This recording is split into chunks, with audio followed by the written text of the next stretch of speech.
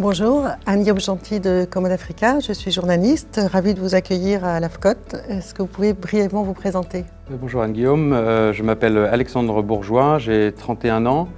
Je travaille chez Faircotessa, qui est une société basée en Suisse depuis maintenant 6 ans. Cette société s'est développée maintenant 7 ans et je les ai rejoints donc, il y a 6 ans.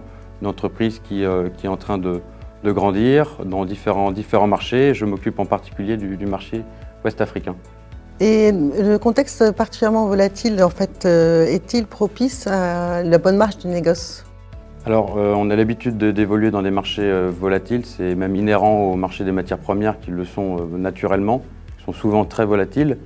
Mais là, depuis 2 ans, depuis la crise Covid et puis depuis cette période-là, on vit juste beaucoup trop de volatilité.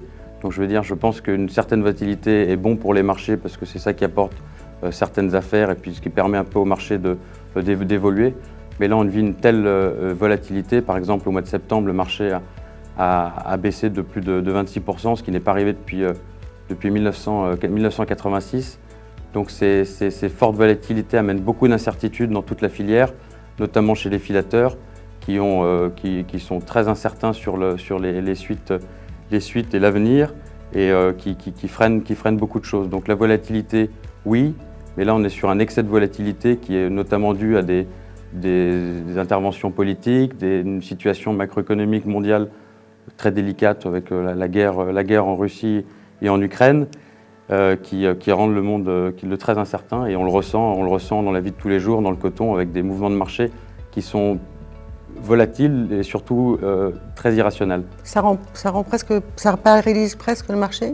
Ça paralyse le marché parce qu'il n'y a plus vraiment de direction. Quand il y a des mouvements de baisse ou de hausse, c'est des mouvements de baisse ou hausse qui sont vraiment trop brutales pour vraiment à comprendre. C'est très difficile à lire et les marchés ont besoin de volatilité mais d'une certaine stabilité.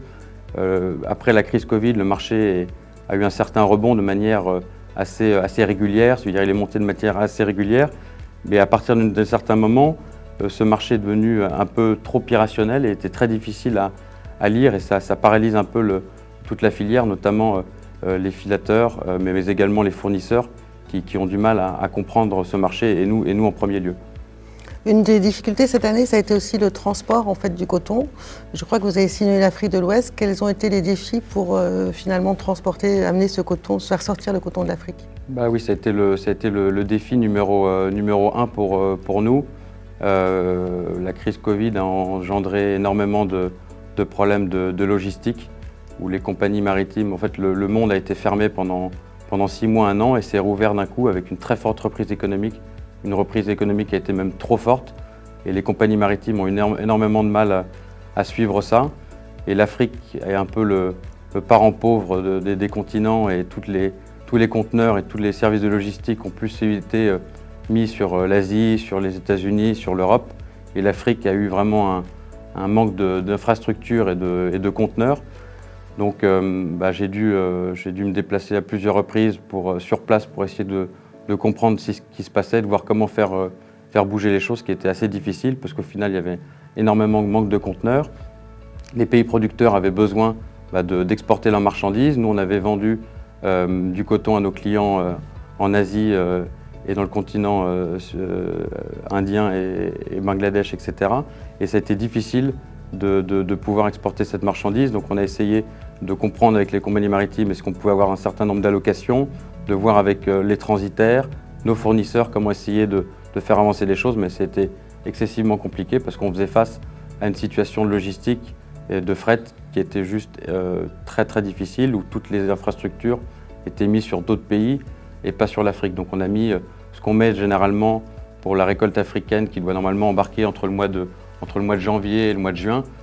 Au lieu de mettre 6 mois, ça a mis quasiment 1 an à être exporté, avec des conséquences pour les fournisseurs, c'est-à-dire leur financement, ils ont été payés un peu plus tard, leur coton restait en magasin pendant longtemps, des problèmes de qualité parce que les cotons restent trop longtemps dans les magasins, donc ça a été pénible pour toute la filière. Et puis les retards. Et des coûts supplémentaires, j'imagine. Et des coûts supplémentaires, absolument. Déjà des coûts supplémentaires pour nous d'un point de vue du fret, parce que les prix ont triplé, quadruplé, chose qui était très difficilement prévisible.